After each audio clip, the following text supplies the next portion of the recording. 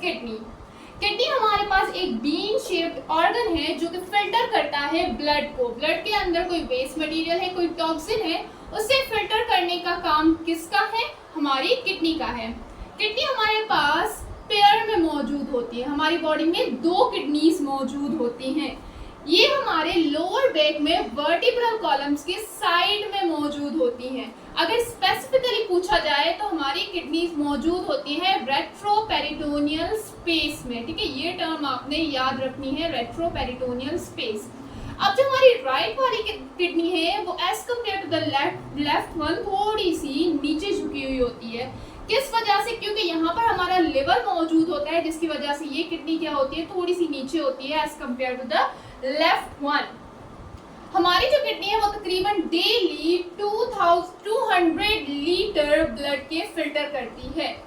हमारी किडनी तकरीबन 10 to 12 centimetre या फिर 4 to 5 इंचेस लॉन्ग है, 5 to 7 सेंटीमीटर या फिर 2 to 3 इंचेस वाइड है एंड 3 to 4 सेंटीमीटर या फिर 1 to 5 इंचेस थिक है। ठीक है, ये भी कुछ चीजें आप याद रखें।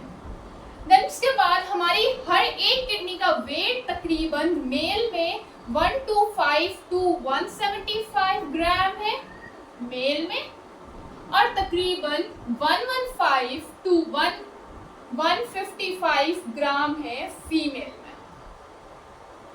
ठीक हो गया, क्लियर हो गया। अब आ जाते हैं हमारे किडनीज के कुछ और इम्पोर्टेंट फंक्शंस पे। हमारी जो किडनी है वो ब्लड फिल्टर के अलावा इन्वॉल्व होती है फ्लूइड बैलेंस में। कि भाई हमारी बॉडी के अंदर जो फ्लूइड है उसे बैलेंस में रखना भी किसका काम है? हमारी किडनी का काम है। उसके अलावा इलेक्ट्रोलाइट बैलेंस में, इलेक्ट्रोलाइट जैसे कि हमारे मिनरल्स हो गए, जैसे कि हमारा सोडियम, पोटेशियम, कैल्शियम, उन्हें भी बैलेंस में रखती है। देन थर्ड नंबर पे आ जाता है that is waste removal. Waste remove करती है। जो ज्यादातर वेस्ट कौन सा रिमूव करती है? ये दैट इज यूरिया। ये भी क्वेश्चन आ जाता है। ठीक है, उसके अलावा ये ब्लड प्रेशर को भी रेगुलेट करती है। अच्छा, जो हमारी किडनी है उसके सेल्स को नेफ्रॉन कहा जाता है, मोस्ट इम्पोर्टेंट। और जब भी किडनी हम जो है वो स्टडी करते हैं तो उसमें बार बार वर्ड यूज होता है रेनाल। तो रेनाल वर्ड जहां पर भी आए तो आपने समझ जाना है किसकी बात हो रही है? किडनी की बात हो रही है। ठीक हो गया। अब आ जाते हैं हमारे किडनी के स्ट्रक्चर की तरफ। हमारी दोनों किडनीज कवर्ड होती हैं फिब्रस कैप्सूल से। ठीक है, ये जो फिब्रस कैप्सूल होता है ये बना हुआ होता है कनेक्टिव टिश्यूज का, फिब्रस कैप्सूल। अब आ जाए इसके अंदर की तरफ तो इसमें 2 मेन पार्ट्स होते हैं। एक को कहा जाता है कॉर्टेक्स और दूसरे को मेडुला। अब यहाँ पर जो ये रेनाल है वो असल में किसे रिप्रेजेंट कर रहा है? किडनी को रिप्रेजेंट कर रहा है। तो जो हमारा रेनाल कॉर्टेक्स और रेनाल मेडुला है ये दोनों इंपॉर्टेंट पार्ट्स हैं हमारी किडनी के। होता क्या है भाई कि हमें पता है किडनी का काम है ब्लड को फिल्टर करना और यूरिन फॉर्मेशन करना। ठीक है, यूरिया वेस्ट मटेरियल फॉर्म करना यूरिया और यूरिन की फॉर्म में। अब होता क्या है कि जो हमारा रेनाल कॉर्टेक्स है वहां पर हमारा ब्लड फिल्टर होता है और यूरिन बनना स्टार्ट हो जाता है।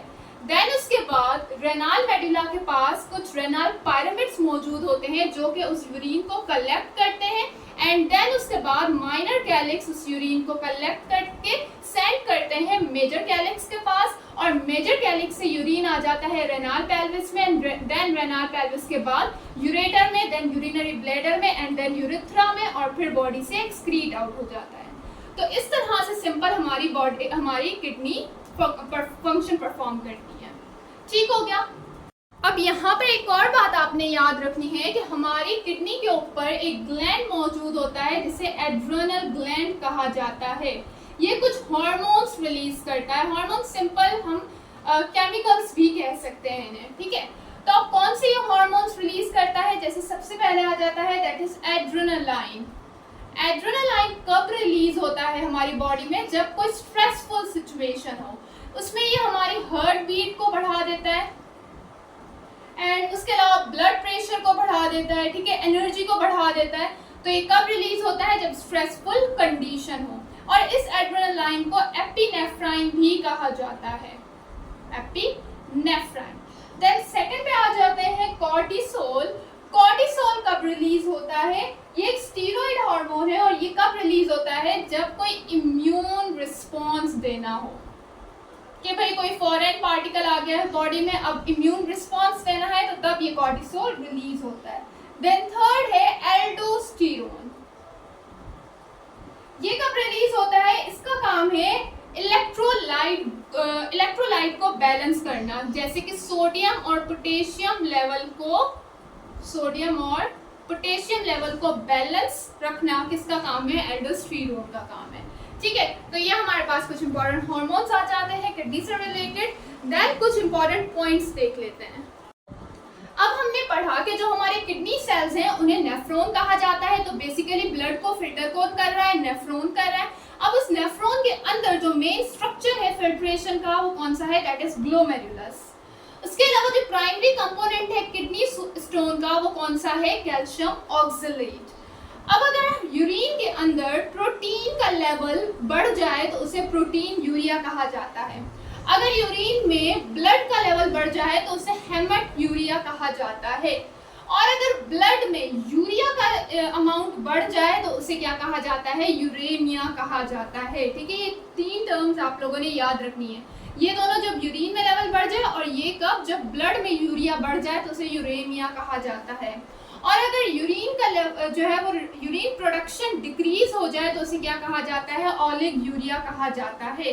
अब यहाँ पर हमारे पास दो चीजें हैं, एक है ADS that is anti diuretic hormone, ये क्या करवाता है, वाटर की रीअब्जॉर्प्शन करवाता है। देन उसके बाद दूसरा है हमारे पास एरिथ्रोपोएटिन, इसका क्या काम है कि ये हमारे पास आरबीसीज की प्रोडक्शन को बढ़ा देता है। ठीक है, ये दोनों पॉइंट्स भी आपने यहाँ पर याद रखने हैं। तो ये सब था हमारी किडनी के बारे में। आई होप ये लेक्चर आप लोग को समझ आ गया होगा। थैंक यू, खुदा हाफिज।